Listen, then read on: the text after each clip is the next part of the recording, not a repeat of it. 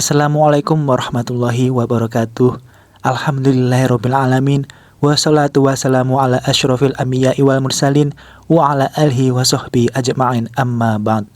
Sebelum memulai kajian pada hari ini, marilah kita panjatkan puji syukur kepada Allah Subhanahu wa taala yang telah melimpahkan rahmat serta hidayahnya sehingga kita dapat berjumpa dalam keadaan sehat walafiat seperti saat ini. Tidak lupa sholawat serta salam semoga selalu tercurah kepada Nabi Muhammad SAW. Allahumma sholli ala Sayyidina Muhammad wa ala ali Sayyidina Muhammad. Semoga kita semua selalu diberikan kesehatan, ilmu yang bermanfaat, rezeki yang berlimpah, dilunaskan segala hutang, dan dilindungi dari segala macam bahaya, serta diberikan ketenangan hati dan jiwa. Amin, amin ya rabbal alamin.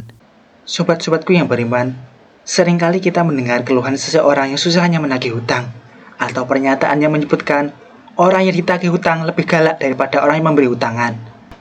Padahal teman atau kerabat yang memberi pinjaman uang atau hutangan itu atas dasar belas kasih sayang atau rasa ingin menolong, sehingga utang yang awalnya dilandasi oleh niat baik justru menjadi sarana merusak hubungan sosial. Salah satu hadis menyatakan yang artinya, sesungguhnya sebagian dari orang yang paling baik adalah orang yang paling baik dalam membayar hutang.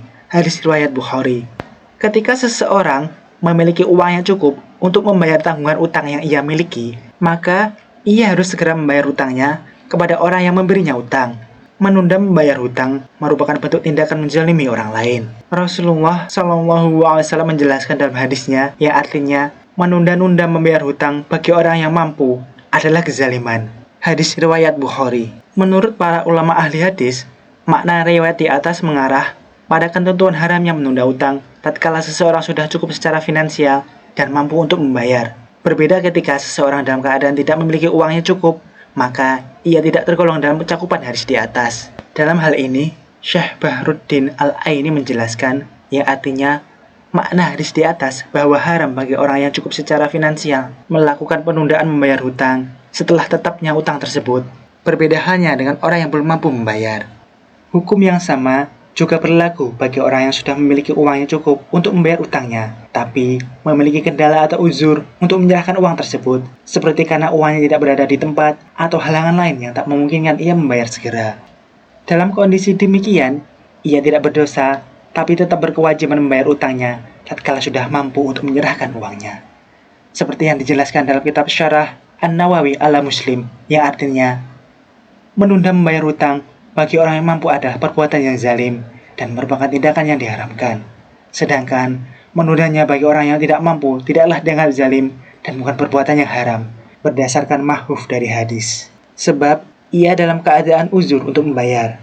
Jika seseorang dalam keadaan tercukupi untuk membayar utang, tapi ia tidak mampu untuk membayarnya karena hartanya tidak berada di tempat atau karena faktor yang lain, maka boleh baginya untuk mengakhirkan membayar utang sampai ia mampu membayarnya. Ketentuan di atas juga berlaku dalam permasalahan ketika seseorang telah memiliki uang yang cukup untuk membayar hutang dan mampu untuk menyerahkan uangnya pada orang yang memberinya hutang, tapi masa waktu utangnya belum jatuh tempo.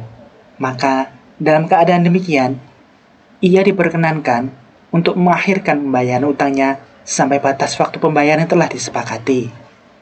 Sebab dalam hal ini orang yang memberi hutang telah rela jika pembayarannya tidak langsung dibayar tatkala ia mampu, selama tidak melewati batas pembayaran yang telah ditentukan. Namun jika ternyata pada saat waktu jatuh tempo pembayaran, ternyata ia tidak dapat membayar hutangnya karena adanya suatu hal, padahal sebelumnya ia berada dalam keadaan yang mampu, maka dalam hal ini ia dianggap teledor dan termasuk bagian dari orang zalim yang seperti dijelaskan dalam hadis di atas. Dalam utang tersimpan tanggung jawab, dan salah satu bentuk tanggung jawab itu adalah membayarnya segera tatkala sudah mampu. Semoga kita terhindar dari perbuatan zalim. Wallahu a'lam bishawab. Wassalamualaikum warahmatullahi wabarakatuh.